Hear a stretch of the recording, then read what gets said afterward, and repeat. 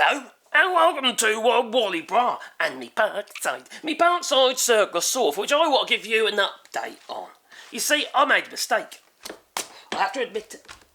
I made a mistake. Oh, how embarrassing. Yeah, that is, it's embarrassing.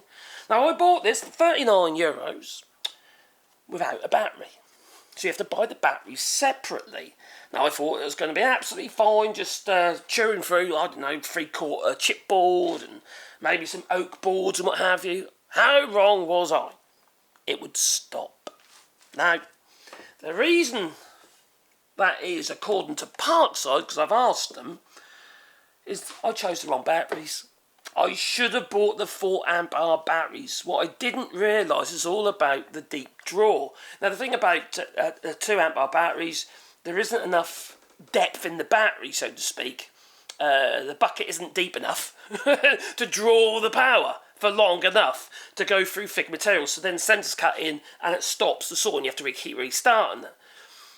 So if you are going to be cutting anything more than 15mm, for instance, and I've been doing 15mm plywood and whatever, this is absolutely fine, no problems at all. As soon as I went on to chipboard, around 20-odd mil, 18mm actually, 18mm chipboard, it was struggling. And then I went on to a piece of oak, cross grain, it was struggling, same thickness.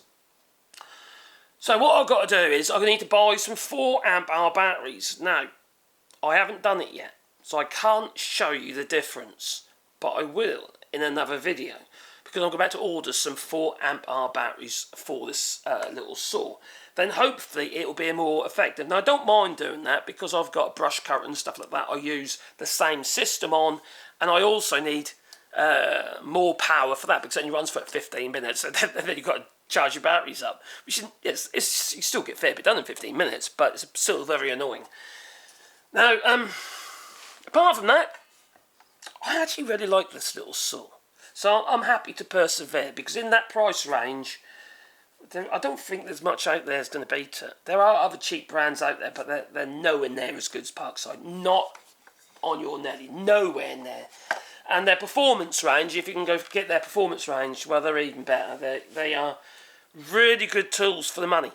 And I haven't been paid to. They haven't been sent to me or anything like that. I bought these with my own money, okay?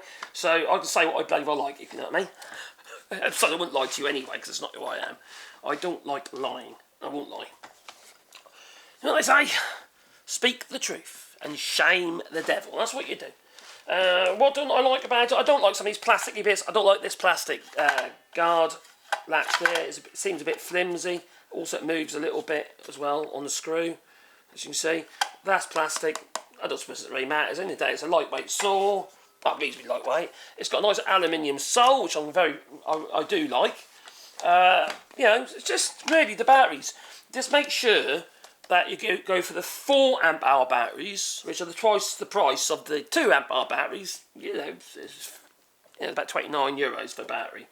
And obviously a charger that's capable of charging it, for which they do, and I have got already. So anyway, that's my little update on the Parkside skill saw, and I will get some more batteries and I'll demonstrate it to you, the difference between the 2 batteries, but this is just a bit of an update, okay?